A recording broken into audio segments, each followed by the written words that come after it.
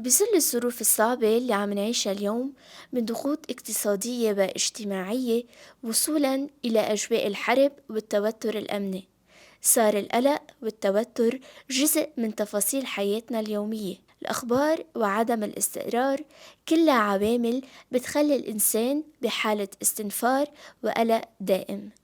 عدم الاستقرار والأوضاع الأمنية الحالية ممكن تخلينا نشعر بعوارض جسدية ونفسية عديدة.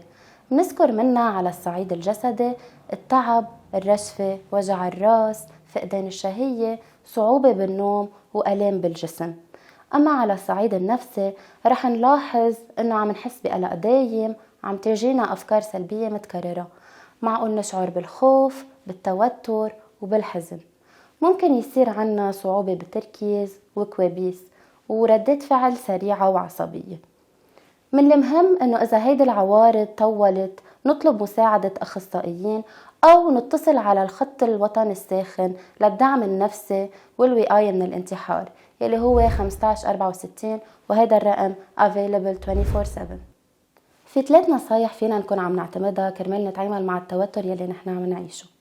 اولا، لازم نخفف من التعرض للاخبار والسوشيال ميديا. اكيد من المهم نعرف بالمستجدات يلي عم بتصير حوالينا، ولكن التعرض الزايد للاخبار والاعلام بيؤدي لزيادة التوتر والقلق، خاصة اذا كانت المصادر يلي عم نحضر عليها هي مصادر مش موثوقة.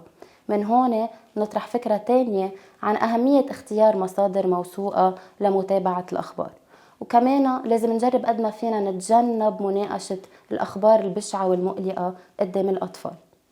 2، لازم نركز على الاشياء اللي نحن بنقدر نعمل كنترول عليها ونتجنب نفكر كتير بالاشياء اللي هي out of our control.